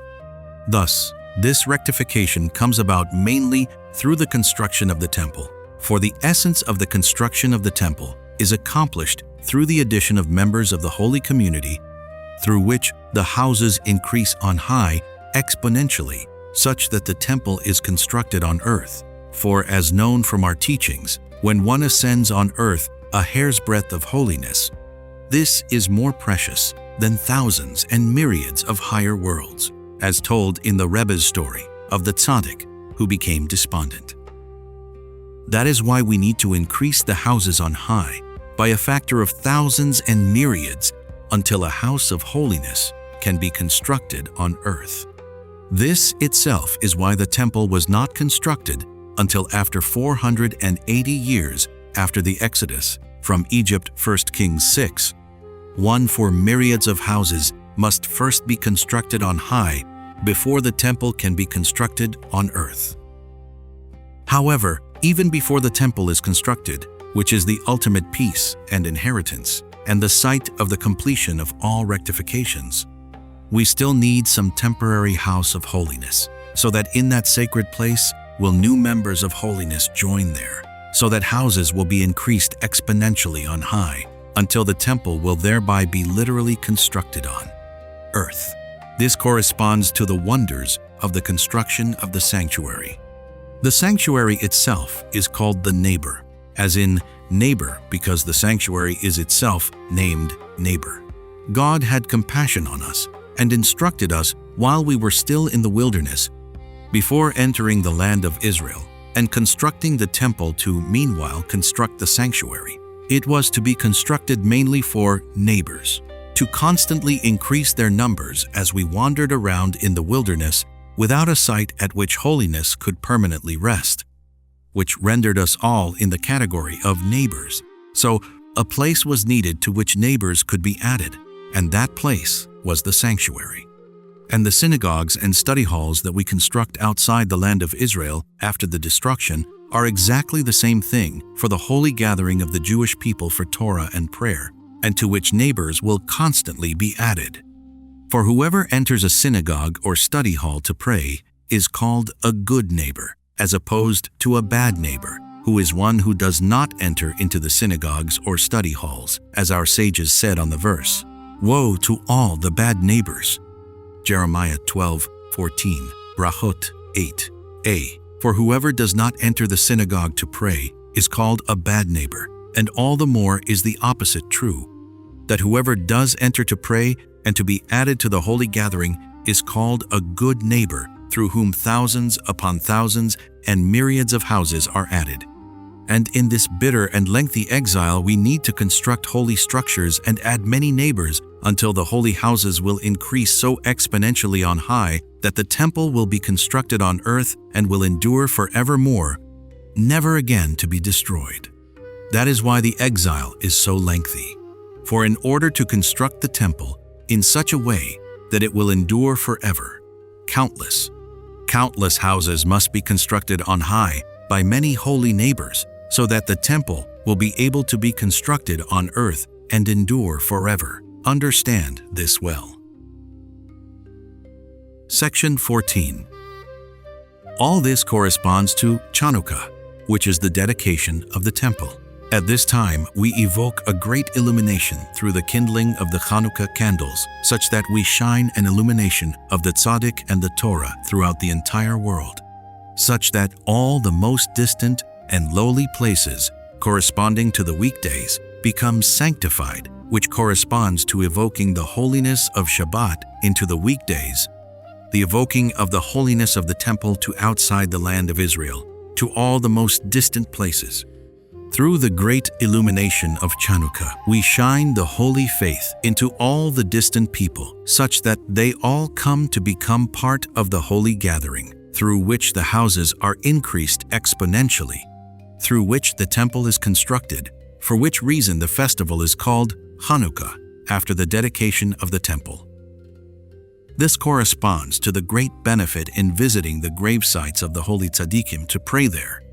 That is the place where each and every individual can receive the greatest rectification, so that one will be able to take leave of the place into which one has fallen, even if one has fallen between the teeth of the realm of the Taf. Evil, the great tzaddik, is able to extract the person from there when one visits his holy gravesite. This is because the tzaddikim are greater after departing than during their lifetimes. As written, I praise the dead who have already died. Ecclesiastes 4:22. Chulin 7b. Since the departing of the great tzaddik is very exalted and sublime, and specifically then does he endeavor with all his power to complete what he must complete. Obviously, the authentic tzaddik is busy his entire holy life rebuking the Jewish people to improve them, for that is his entire goal, for which he surrenders his entire life. But as known, it is very difficult to help a free-willed human being, for human free will is very powerful, since the entire world was created for free choice. Nevertheless, the tzaddik will definitely complete what he began, mainly through the holy voice of his rebuke, which corresponds to the voice of Moses, who rebuked the Israelites with the sound of the song that will be aroused in the future. This sound is evoked through prayer as judgment that the tzaddik prays, for he prays it with every ounce of his strength. However, it has already been explained that even when he prays this prayer, which forces the realm of evil to vomit up its very innards, nevertheless, they still return afterward with their remaining strength. For this reason, the ultimate wholeness of this prayer as judgment of the powerful one is only close to the tzaddik's departing, for which reason the tzaddik main rebuke of the Jewish people is only as the time of his departing approaches, as Rashi comments on Deuteronomy 1:1, that Moses rebuked the people shortly before his departing. And Moses learned this from Jacob, who only rebuked his sons shortly before his departing, so that he would not have to be repeatedly rebuking them. Similarly, Joshua, Samuel, and David also only rebuked shortly before their departing. For the departing of a tzaddik itself corresponds to prayer as judgment of the powerful one, for death corresponds to judgment, which is why the forces of evil are so attached to it. Section 15. That is why a corpse is the most severe defilement in the Torah. However, the great tzaddik dies for the sanctification of God's name, for throughout his entire life he devoted himself to sanctifying God's name. And especially at the moment of his departing, he certainly surrenders his soul for the sanctification of God's name. Thus, dying for the sanctification of God's name corresponds to prayer as judgment of the powerful one, which corresponds to the 10 martyrs, through whom all sorting out of the sparks of holiness from the realm of evil from this very day until the end of days is achieved, as we have explained in the laws of idolaters regarding surrendering one's life for the sanctification of God's name. But even more so is the departing of tzaddikim outside the land of Israel in the category of prayer as judgment, in that they surrender their bodies to be buried outside the land, in a place from which the realm of evil draws nourishment, and where it appears as if the realm of evil is swallowing up this holy body.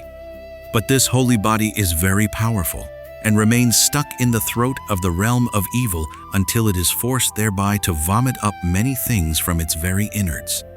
In this way, the tzaddik completes what he began, for now he never stops praying this prayer until he will complete his mission, similar to what Moses said, "After I leave the city, I will spread my hands." Exodus 9:29. After he leaves the city to his grave, he spreads out his hands in prayer as judgment until he accomplishes what he desires. Thus, at his gravesite, it is possible for any individual to be rectified, even the lowest of the lowliest, for there is the greatest power of this prayer, through which the voice of rebuke is attained, which is the sound of the melody with which he rebukes the Jewish people, as in, "My spikenard has given forth its fragrance," through which a complete rectification can be achieved. But this is specifically at the time of his departing, for that is the main time of his rebuking, which is why everyone who ever has the privilege to visit his gravesite during his own lifetime can be fully rectified. This corresponds to the 10 chapters of Psalms that we recite there, corresponding to the 10 types of melody, as explained in Likutey Halakhot, Part 2, 205, which correspond to the sound of the melody that will be aroused in the future, which corresponds to the holy voice of the Tzaddik's rebuke, through which he arouses pleasant fragrance even from the lowest of the lowliest of Jewish people, thereby rectifying everything. Law 5. Based on the lesson in Likutey Halakhot, Part 2, 1. Study there the entire lesson. As explained there, on the 3 festivals we rectify the 3 lusts. On Pesach, we rectify the lust for money. On Shavuot, sexual lust. And on Sukkot, the lust for eating. Through this, we attain awe of God, through which prophecy flows from on high, through which prayer is redeemed from exile. And then we are able to heal all maladies with God's word alone, as in, "I, God, am your healer." Exodus 15:26. However, there are 3 acts that spoil the service of prayer. 1. Do not scorn any person. Avot 4:3. 2. Idolatry, which is any blemish in faith. And 3. A blemish in the covenant.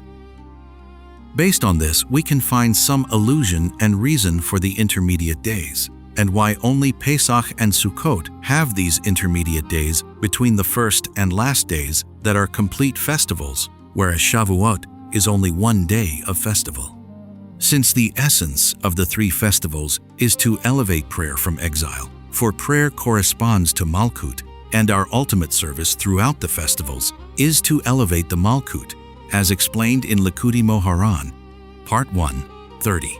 Therefore, the 3 minds are evoked on the 3 festivals, through which we rectify the 3 lusts, through which we are able to elevate prayer and redeem it from exile, which is the essence of a festival, to elevate prayer, which corresponds to Malkut. However, as explained in the lesson, there are 3 acts that spoil prayer: idolatry, sexual misconduct, and bloodshed.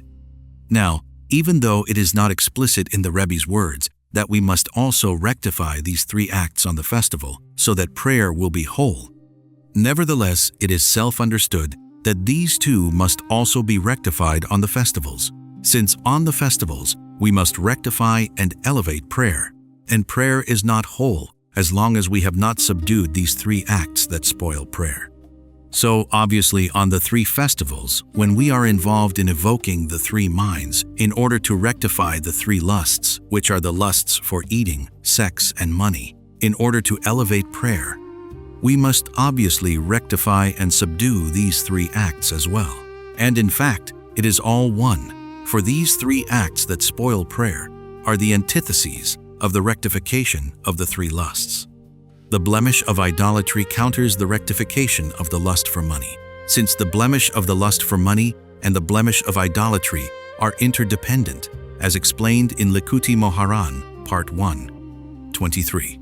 The lust for eating and the blemish of scorning people are also interdependent, as explained in Likutey Halakhot, Part 1, 67, where it is stated that the blemish of the lust for eating is itself the blemish of pride, and the blemish of pride corresponds to the blemish of scorning others, as our sages said, "Who is honorable?